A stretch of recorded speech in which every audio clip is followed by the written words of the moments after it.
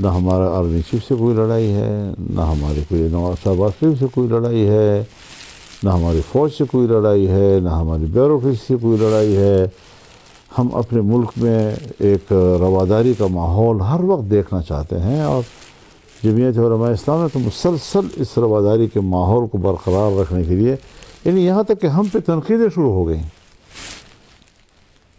پھر اپنے ملک کے اندر آپ محاذ پہ محاذ کھول رہے ہیں، مسلح گروہوں کے ساتھ آپ کی الگ جنگ ہے، کے پی میں آپ کی الگ جنگ ہے، بلوچستان میں آپ کی الگ جنگ ہے، پنجاب میں آپ دینی مدارس کا ناک میں دم کر رکھا ہے۔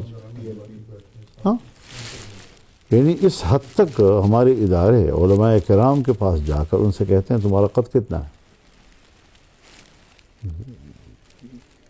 یہ بھی ایک مدرسے کے محترم سے یا ان کے منتظم سے پوچھنے کا سوال ہے، تمہارا قد کتنا ہے؟ تم بتاؤ تمہارے آنکھوں کا رنگ کیا ہے؟ یہ سوالات ہیں۔ یعنی یہ علماء کرام ان لوگوں کی توہین کے لیے بیٹھے ہوئے ہیں جو تمہارے بچوں کو پڑھا رہے ہیں، ان کو تعلیم دے رہے ہیں۔ یہ مذاق تو انگریز نے بھی نہیں کیا تھا علماء کرام کے ساتھ جو آپ کر رہے ہیں۔ تو ہم نے تو ظاہر ہے کہ بڑی کوشش کی ہے کہ مسلم لیگ کے ساتھ ہمارے تعلقات میں ایک رواداری کا ماحول رہے، لیکن اگر وہ دینی مدارس کے اندر اتر کر پہلے ان کی تنظیم کو توڑتے ہیں۔ آپ مجھے بتائیں کہ فیض حمید غلط تھا، باجوہ غلط تھا، مشرف غلط تھا، لیکن دینی مدرسے کے لحاظ سے پالیسی میں تسلسل کیوں ہے؟ اس لیے کہ باہر کی دنیا یہی چاہتی ہے، اور ہم باقی سارے معاملات چاہیں کہ ہم اپنی مرضی سے کریں، اور اگر ہم اپنی مرضی کرتے ہیں تو پھر باہر کی دنیا جو ہے وہ ہم سے الجھتی ہے، تو ہم دینی مدرسوں کو ذبح کر کے اس کو ذبح کر کے ان کے ساتھ تعلقات بنائے ہوئے۔ میرے خون اور میری عزت پر وہ امریکہ اور مغرب سے تعلقات کو بہتر رکھے کہ ہمارے مذہبی انتہا پسندوں سے واسطہ ہے، فلاں ہے فلاں ہے فلاں ہے۔ وہ مدارس پاکستان کے ساتھ ہیں، آپ کے آئین کے ساتھ ہیں، آپ کے قانون کے ساتھ ہیں، اور بس ٹھیک ہے، آپ طاقتور ہیں، آپ کی ہماری یہ رپورٹیں ہیں، تمہاری رپورٹیں جھوٹی ہیں، کوئی رپورٹ نہیں ہے۔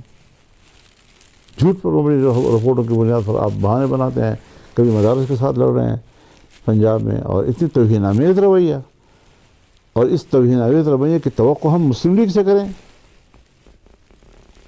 اور پھر کہتے ہیں کہ ہم تو مدرسوں کو 25,000 روپے اماموں کو دیں گے۔ کس مد سے دے رہے ہو؟ بجٹ کا کون سا مد ہے کہ کوئی شخص آپ کو ملازم نہیں ہے اور آپ اس کو جو ہے پیسے دے رہے ہیں؟ کہتے ہیں یہ تم غریب لوگوں کے لیے ہم مدد کر رہے ہیں اور آپ اس کا لحاظ نہیں رکھ رہے۔ بھائی اگر وہ پروفیسر ہے اور اسلامیات پڑھا رہا ہے، عربی پڑھا رہا ہے، اسکول ٹیچر ہے، آپ کا ملازم ہے، اوقاف کا امام ہے، خطیب ہے، مؤذن ہے، وہ تنخواہیں لے رہے ہیں، ہم نے اس پہ کوئی اعتراض نہیں کیا۔ وہ کوئی جاگیردار تو نہیں ہے، اتنی تنخواہ لیتے ہیں جس میں مہینہ مشکل سے گزرتا ہے، تو ہم نے اس پہ کوئی اعتراض نہیں کیا۔ لیکن یہ جو کچھ ہو رہا ہے، اب عمران خان کی پارٹی، اس کی حکومت تھی صوبے میں، انہوں نے 10,000 کا اعزازیہ دیا۔ کیوں دے رہے ہو بھائی؟ کس چیز پہ؟ اور پھر جو انہوں نے پیسے دینے کے لیے، جو 25,000 پیسے دینے کے لیے جو شرائط لکھے ہیں، ذرا ان شرائط کو تو پڑھ لو، پھر پتہ چلے گا کہ تم غریب کے ساتھ ہمدردی کے لیے پیسے دے رہے ہو یا مساجد کے نظام کو کنٹرول کرنے کے لیے اور عالم دین کو کنٹرول کرنے کے لیے ہو۔ بھائی یہ بات ذہن میں رہنی چاہیے کہ مسجد کا امام جو ہے، اگر وہ اوقاف کا ملازم بھی ہو یا وہ اسکول کا ملازم بھی ہو، ان کو دوسرے ملازمین کی طرح نہ سمجھا جائے۔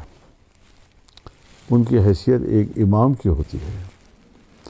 بطور عالم دین جب وہ آپ کی کوئی ایسی عمل کو دیکھتا ہے جو عذر شریعت ان کی نظر میں غلط ہو، وہ آپ کی رہنمائی کر رہا ہوتا ہے، اس پر تو شکر کریں۔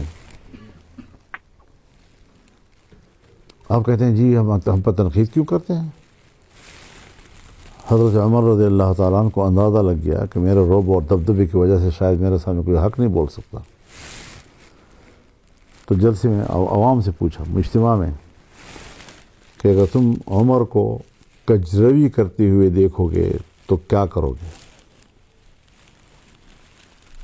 سارا مجمع صحبہ ہوا. ایک آدمی اٹھا، تلوار جو ہے نیام سے نکالی اور لہرا کر کہا کہ اگر ہم نے تو تیرے اندر کجروی دیکھی اس تلوار سے سیدھا کر دیں گے. تو اس پر حضرت عمر نے کیا جواب دیا کہ الحمدللہ الذی جعل فی امت محمد من یقوم اعوجاج عمر بسیفہ. اس اللہ کا شکر کہ جس نے حضرت محمد صلی اللہ علیہ وسلم کی امت میں ایسے لوگ بھی پیدا کیے ہیں کہ جو عمر کی کجروی کو تلوار سے سیدھا کر سکتے ہیں.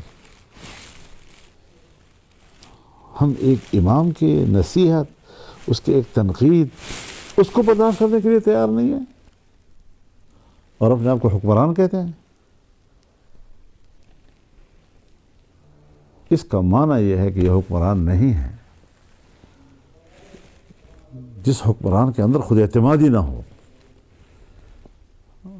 اور وہ اپنے اختیار کے استعمال کے آزادی سے طریقوں کو نہ جانتا ہو، اس کا معنی ہے کہ اس کے اندر کچھ نہیں ہے، کٹھ پتلی ہے، خالی خو لیا جی.